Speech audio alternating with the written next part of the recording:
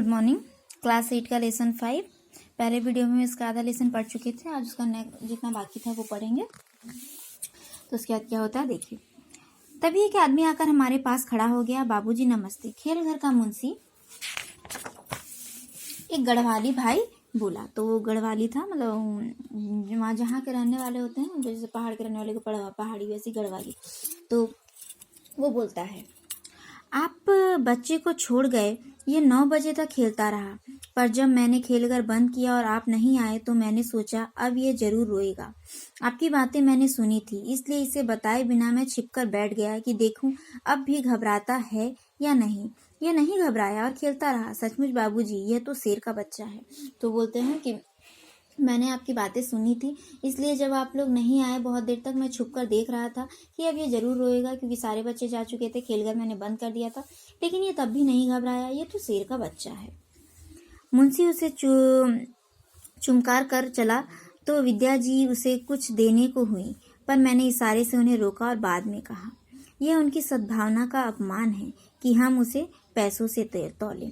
तो उस फालू की जो माँ थी वो उस गढ़वाली मुंशी को कुछ देना चाहती थी, क्योंकि उन्हें लग रहा था कि हाँ उसने उसके बच्चे की देखभाल की थी, मतलब लास्ट टाइम तक उसे ठीक से रखा, तो वो उसे कुछ देना चाहती थी। लेकिन उसके पिताजी मना करते हैं कि नहीं, ऐसा करके हम उनका अपमान करेंगे, सो हमें ऐसा नहीं करना चाहिए। कहने से तो बहुत बालक काम करते हैं, पर फालू बिना कहे काम करता है। संध्या हुई कि छोटी बाल्टी उसने उठाई, नल से पानी भरा और ऊपर की छत ठंडी की। 3-4 बिस्तर धीरे धीरे ऊपर पहुंचाए। बाजार से दूध वगैरह ही नहीं लाता, राशन भी लाता है। और मुसीबत यह है कि उससे काम ना लो तो रोता है, लड़ता है, रूठ जाता है। तो नॉर्मली हम देखते हैं बच्चों को जब कोई काम बोला जाए तो वो काम करते हैं, लेकिन फालू के साथ ऐसा नहीं था। उसने अपना काम का एक रूटीन बना लिया था। शाम होते ही छोटी बाल्टी लेके चला जाएगा, छत धोएगा, छत को ठंडा करेगा, फिर एक एक करके बिस्तर पहुंचाएगा, बाजार से लाके दूध, केवल दूध ही नहीं राशन का सामान भी लेकर आएगा। और अगर उसे काम करने ना दो तो वो रूठ जाता था, गुस्सा हो जाता था। फालू के एक और भाई है, उससे बड़ा। वह अक्सर अपने नाना के घर रहता है। परीक्षाएं निपटी तो उसका यह भाई कुछ दिन के लिए आ गया। अब ये दो एक जगह। तो भालू का एक और भी भाई है, लेकिन वो इसके साथ नहीं रहता है, वो हमेशा अपने नानी के घर रहता है। तो परीक्षाएं खत्म हुई हैं तो वो घूमने के लिए आया है यहाँ।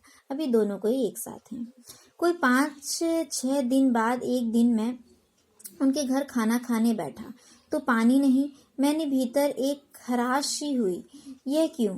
फालू तो भोजन की चर्चा होते ही नल पर पहुंच जाता और एक बाल्टी पानी निकालकर तब लोटा भरता है। उसे लाते लाते कहता है, बर्फ माफिक, बर्फ के माफिक। आज वह कैसे भूल गया? शायद भाई के साथ खेल में लगा है। पुकारा, फालू पानी लाना बेटा। पर पानी नहीं आया। क्या बात है? फिर पुकारा, अरे पानी नहीं लाया।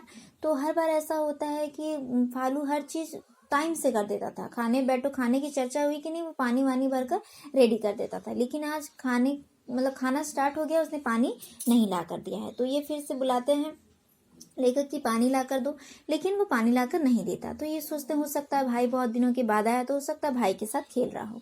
मैं पुकार देता हूँ। फिर से पुकारते हैं, लेकिन पानी नहीं आया। दबी सी आवाज कानों में पड़ी, प्रमोद लाएगा। और अब फालू हर काम प्रमोद पर टालता है। कन्नी काट जाता है और सुन, बहरा तो हो ही गया है।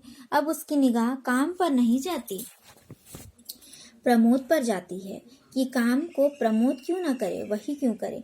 तो वो धीरे से आवाज में बोलता है कि ठीक है, प्रमोद आपको पानी लाकर देगा। तो अब वो पहले जैसे काम करता था, अब वो ऐसे काम नहीं करता। अब उसका ध्यान काम पर नहीं रहता, बल्कि प्रमोद पर रहता है कि सारा काम मैं ही क्यों करूं, प्रमोद क्यों ना करे। प्रमोद उसका बड़ा भाई। 1 और 2 की तरह यह भी साफ है कि जिस काम को एक आदमी करता है उसे 2 करने लगे तो वह पहले से जल्दी और सुंदर होना चाहिए, पर होता ऐसा नहीं। जब एक ही काम को 2 व्यक्ति करते हैं तो उसमें क्या होता है, टाइम डिवाइड हो जाता है 2 व्यक्तियों के बीच, तो वो काम जल्दी भी खत्म हो जाता है और अच्छी तरह से भी होता है। लेकिन ऐसा होता नहीं, सारे केस में ऐसा नहीं होता है। क्यों नहीं होता? क्योंकि जब 2 व्यक्ति एक कार्य करते हैं तो पहला वाला सोचता है दूसरा करेगा, दूसरा वाला सोचता है पहला करेगा। ऐसे करने के चक्कर में काम ठीक तरह से हो ही नहीं पाता। मेरे धनी मित्र हैं सेठ सेवक राम खेमका। जिस गली में उनकी दुकान है दूसरे व्यापारियों की भी दुकानें हैं। लाखों का व्यवसाय होता है इन दुकानों पर, परंतु यहाँ की नालियां और सड़कें हमेशा गंदी रहती हैं। बल्ब फ्यूज हो जाता है तो महीने नहीं बदला जाता। सफाई पर कोई ध्यान दे, बल्ब कौन बदले? शायद सबका यही उत्तर है, यह सड़क और ये नालियां हमारी ही तो नहीं। तो वैसे एक उनके मित्र हैं सेवक राम जी हैं, जिनका कि बहुत बड़ा व्यापारी है, दुकान है उनका। लेकिन वहाँ की जो गलियां हैं नालियां हैं वो इतनी गंदी है कि पूछो मत। लेकिन कोई भी उसके सफाई के बारे में नहीं सोचता। सब यही सोचते हैं कि हमने ही इसका ठेका ले रखा है, किसी को उसके बारे में चिंता नहीं है। नागरिकों में सामूहिक उत्तरदायित्व का बोध किसी भी राष्ट्र के जीवित होने की सर्वोत्तम कसौटी है। तो नागरिकों में सामूहिक उत्तरदायित्व का बोध होना चाहिए। मतलब केवल हमेशा अपने बारे में नहीं सोचना चाहिए, हमारे आसपास, हमारे पड़ोस में क्या हो रहा है, हमारे मोहल्ले में क्या हो रहा है, किस चीज़ की ज़रूरत है, कहाँ गंदगी है, कहाँ सफाई करने की ज़रूरत है, कहाँ पर आपको बोलने की ज़रूरत है, वो हर व्यक्ति में ये चीज़ होना चाहिए। यही एक व्यक्ति की पहचान है। किसी राष्ट्र का बल नापना हो तो देखिए कि क्या इस देश के नागरिक देश के सामूहिक हितों के प्रति सतर्क हैं। तो केवल अगर ये सोचेंगे कि ये कार्य मेरा नहीं है तो दूसरा भी यही सोचेगा ये कार्य मेरा नहीं है। इसलिए हमें अपने सामूहिक कार्यों के प्रति सजग होना चाहिए, वो भी हमारा एक कर्तव्य है। इस प्रश्न का उत्तर यदि हाँ है तो देश जीवित है और इसका भविष्य उज्जवल है, नहीं तो देश स्वार्थी नागरिकों द्वारा किसी भी दिन बिक सकता है। अपने स्वतंत्र देश के सामूहिक हितों के प्रति क्या हम अपनी जिम्मेदारी अनुभव करते हैं, और अनुभव करते हैं तो क्या उसे निभाते हैं?